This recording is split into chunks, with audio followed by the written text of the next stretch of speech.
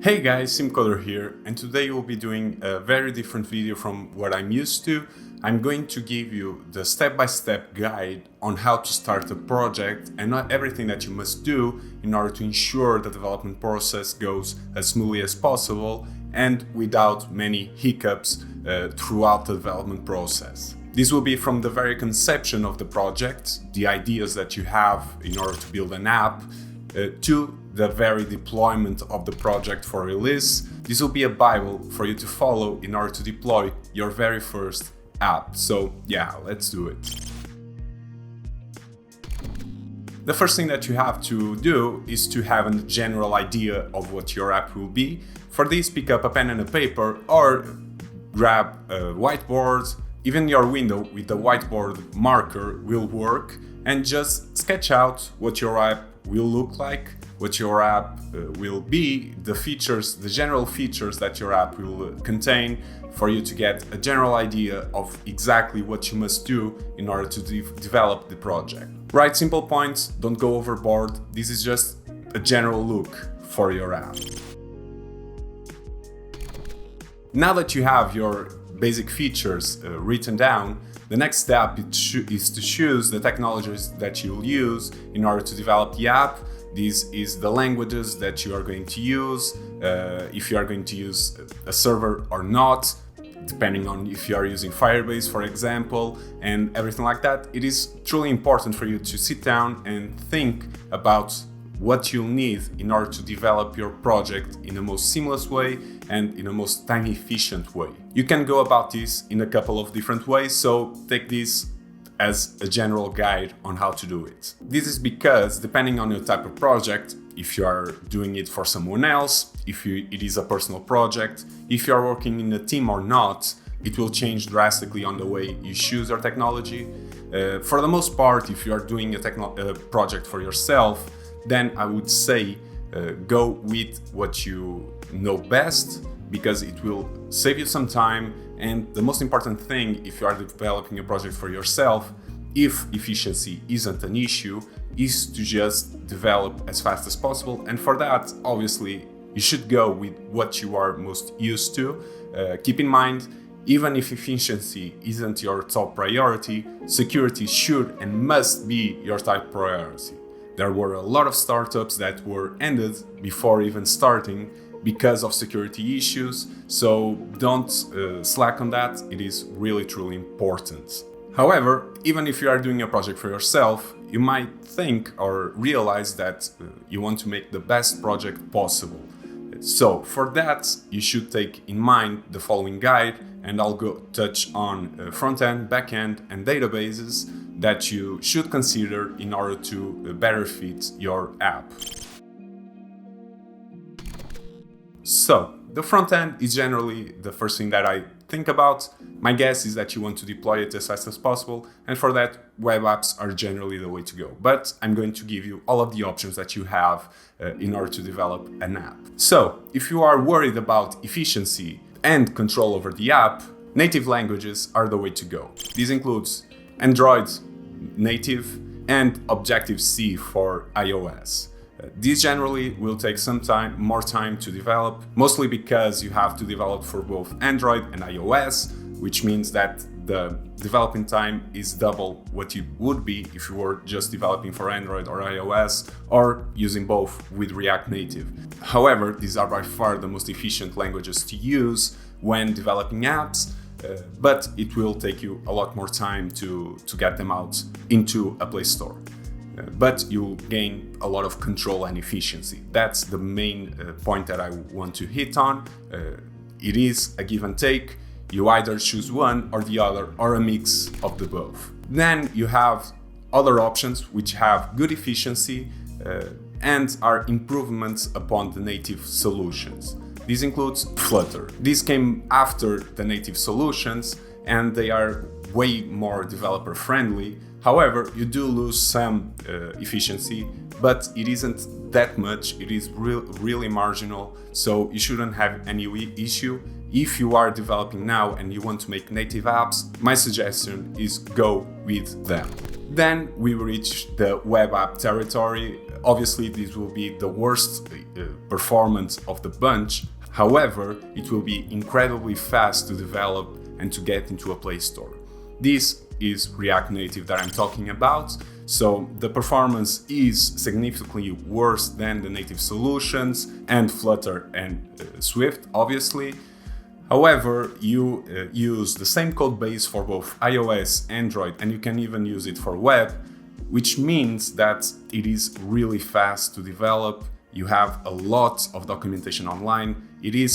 Most companies, starting companies, are choosing React Native if efficiency and performance aren't the main goals of the app, or is something that's not as important as it seems. But even with the worst performance, now we see that WebAssembly is gaining traction, and when WebAssembly reaches the general population and more people start using it, it will significantly increase on the performance, and the difference between Flutter and Swift will be significantly smaller if you know how to use WebAssembly. So it is something that you should keep in mind and you should give a look.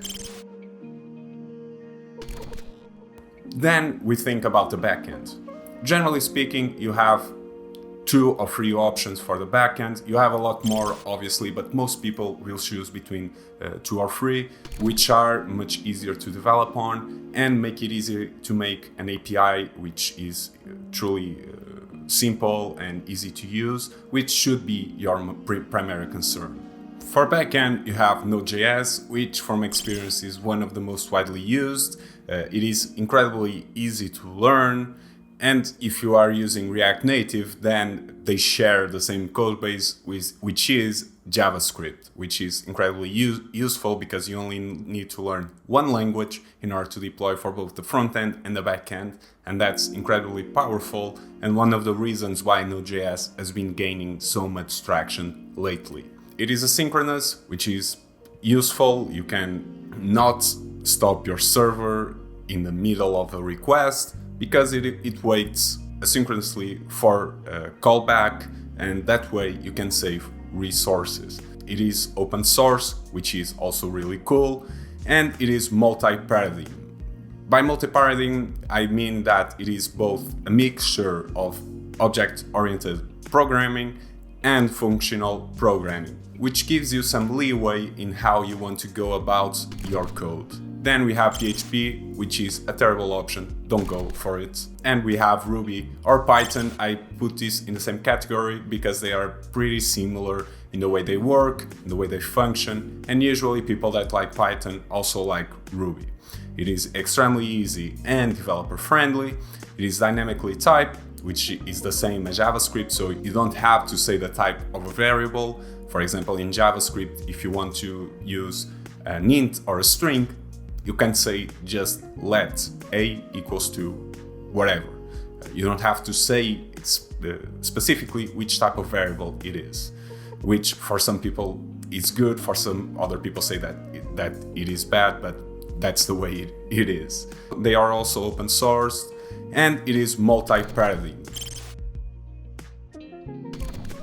Finally, we have to choose our databases. This is the part where you have to think more thoroughly on how you want to go about things, because it will define how your code is structured and how much you have to do in order to do a query or something like that. You have to truly think about what you want to do. So this is a good time to expand on the features that you wrote down in the beginning idealization of the project and try to expand on them. Think about what queries you are going to do. Think about what type of objects you are going to send to the database. Think about how you are going to retrieve them. This is important because if you choose wrong, you'll be consuming a lot of resources and will do a lot of time-intensive tasks, which by using a different database, you'll probably reduce that time a bunch and those types of resources by a lot. So think about this thoroughly. So one of the most important things to try to think about is if your constraints will be query speed or disk space. You have to think which one of them you are going to prioritize. Because if a database is really good with time and will do queries really fast, it usually will consume a lot of disk space, and vice versa. So it is a balancing act which you must think about in the beginning and earlier stages of the project. So you have some options there. You can go with a relational database. This includes, but is not limited to, MySQL and Postgres. They do ACID transactions, which is good because it guarantees validity of the data even if something with your server goes terribly wrong. ACID is an acronym which stands for atomicity, consistency, isolation, and durability. All of these are really self-explanatory, and if you are doing a project which really values data, and data is really important, for example, financial systems, then it is good to go with relational databases, as they ensure that no data will be lost or anything will be corrupted. One of the other good stuff about relational databases is that they allow you to do join operations, which means getting a table, getting another table, and join them in a single query, which reduces time a lot. And we'll see in the next databases that that's not true for every single database out there. It seems simple, but it is something that you have to think about as a developer. One of the drawbacks about relational databases is that you have to completely define the database and how every single table will cooperate with each other before starting the project, and you have to pick up a pen and paper or go into some websites that help you with that operations, with that kind of operations, and you have to sketch out an UML graph with every single connection from each table to the other and what attributes each table will have. This part would be kind of complex if you don't have deep knowledge about relational databases. Then we jump into document databases. These are the ones that I use the most and most people use the most because they are, generally speaking, they fit with mostly every single kind of app.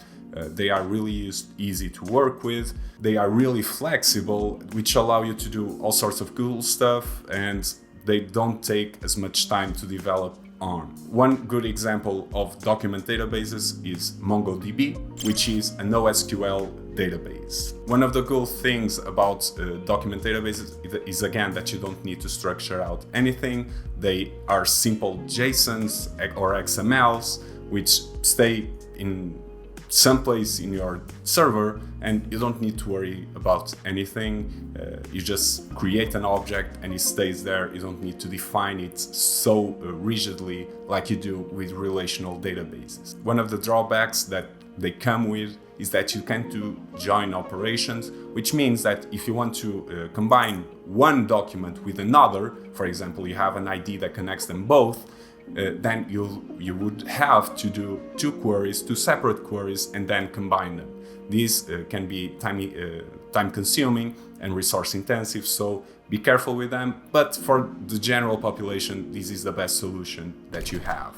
Then we can use Firebase with Firestore or real-time database. These are document databases as well, and I didn't place them along with MongoDB because of the simple fact that you don't need a server in order to run them. You run queries on the front end, you save to the database in the front end.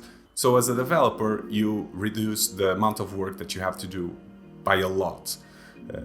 Everything is deployed within Google. You just create a database and that's it. You can do queries directly from the front end without having to pass them by your server. And all the security that comes with it is done again within the Firebase dashboard. But yeah, this is a good option if you want to get a prototype out as quickly as possible. It is pretty much equal to MongoDB in all sorts of aspects, obviously with some differences, but it is the same paradigm and it basically works the same way. Then finally, I'm going to talk to you about wide column store. This is, for example, Cassandra, which is completely different from every single other type of database. It is different because you don't think about what data the database will have and what data the tables will have. You think about what queries you want to make. This is so that the database is structured in a way where queries are made extremely fast. The drawback about this is that it is extremely disk consuming, as you are having a bunch of redundant data scattered around the database, but it is extremely fast queries. So yeah, depending on what type of project you want to do, you might want to consider Cassandra, but this isn't an option for everyone, and you rarely would want to use Cassandra. It is only for specific applications where you want to do really fast queries. So now that we have everything somewhat defined, it is time to think about our version control system. A version control system is, for example, Git. Git is a version control system as it allows you to work with other people or even with just yourself. Even if you are doing a project for yourself and it is just you programming, use Git or others, as they allow you to really easily structure your project and organize your project in a way where if you screw up somewhere, you can easily go back to a previous place where you know that it works. So it is really good to have that, and it gives you some other cool features which we'll see later. For version control systems, you have a bunch of websites that allow you to deploy them there. You have GitHub, GitLab, Bitbucket, and other tremendous amount of websites. The most widely used version control system is Git, obviously. You have others, but Git was developed by Torvalds, the creator of Linux, so it is a really stable version control system and one that I've used most of my life. I also used SVM, but I really truly didn't like it. So Git, in my opinion, is something that you should learn, and you should learn quickly. It should only take you like a day to learn it from top to bottom, as it is really simple to use and to develop with. The good thing about version control systems is that, again, they allow you to organize your code. Some websites allow you to organize your tasks, although you could use Trello for that. You'll be able to, at the same time, work on different features without having to zip a folder and save it somewhere else. You can simply send it to the cloud with GitHub or GitLab, whatever, and it will stay there forever. And finally, we have our user stories, which some version control system websites will allow you to store there. Again, you could use Trello for that, but user stories are basically small tasks that tell you what you have to do at that moment. You write them down at this stage before starting the project, and every single user story will contain a short description, a short title, and it is a task that shouldn't take you more than a day to complete. If you see that it will take you more than a day to complete, then you'll have to split that user story into 2 or 3 different user stories and go about them. This way, you'll be able to see exactly where you are in the development process, and you will be able to structure out your work in a more thorough way. It is also a motivator, as you see that more user stories are getting completed. Then you see that you are getting close to the release day of your project. So it is a real motivator, and you should structure each and every single user story at the beginning of your project. Obviously, it can suffer alterations in the future, but for the most part, you shouldn't mess with it a lot throughout the development process. Then you have to decide which kind of flow will you use in Git. I'm going to assume that you are going to use Git. So for the most part, most people will use Git flow, and this Git flow just tells you how the Git will work within your repository.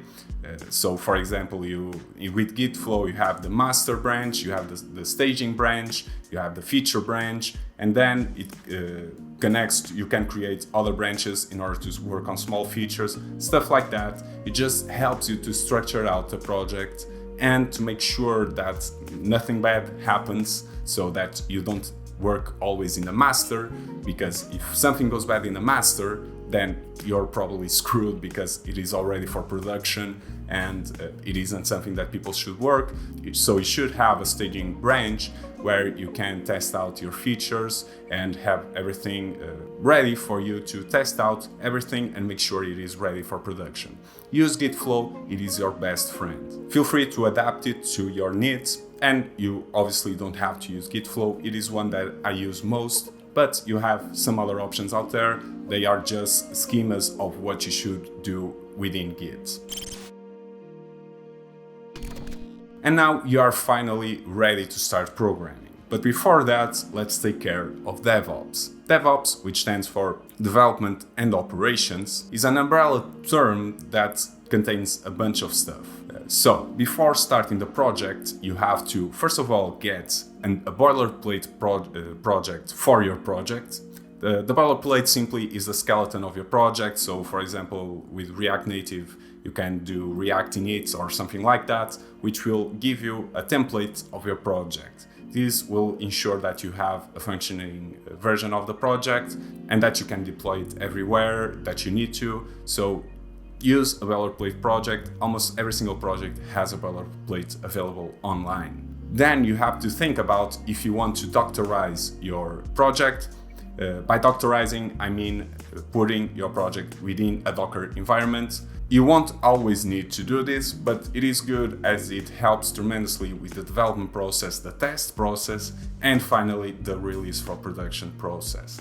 So give it a look. It is a bit complicated, and if you are a beginner, then move away from that and try to learn it some other time. But if you have some experience with it, go for it. It will help you to cut out some corners in the development process. Then finally, we can use our version control websites to run pipelines. Pipelines are tasks which you can run at any moment of the Git flow. For example, when you do a merge request, it will automatically run some tasks. When you merge into staging, it will run some tasks, and the same thing for the master branch. These tasks can be anything that you want.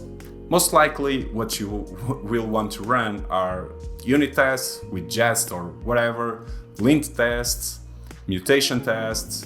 You will want to probably build the project and deploy the project. So this is everything that you can run with pipelines, or better yet, some of the things that you can run in pipelines. Theoretically, you can run anything in them. So before starting the project, make sure that your pipelines are running and working. This will help you, again, to save some time in the development process. And they are helpful because it makes it so it forces you to write good code, for example, with lint, because you won't be able to merge a branch to another if the lint test hasn't passed. You can say that it can fail, but for the most part, try to force the pipeline to force the merge request to fail if some of the tests fail. Okay, this will help you to make sure that every single bug is taken care of before reaching the next step in the Git flow. So, for example, staging, and to make sure that everything that you want your feature to do is working as it should be. And now you're ready. Everything is set up. You're ready to start the project. You have your boilerplate, you have your pipelines, you have everything set up. And so it is just about starting to do some code. Make sure you comment along the way. Make sure you take care of the bugs as early as possible. Make sure you don't procrastinate tasks which can grow into a big snowball down the line. Believe me, I've made that error and it has cost me dearly in some projects. So yeah, use this as a Bible, use this as a guideline, use it however you would like. If you like this type of videos, then please do let me know in the comment section. Give it a like. If you dislike it, then please do dislike, but let me know what you didn't like about the video, because I take those suggestions seriously and I want to do better for this channel. Thank you all so much for watching. I hope to see you again tomorrow, and ciao!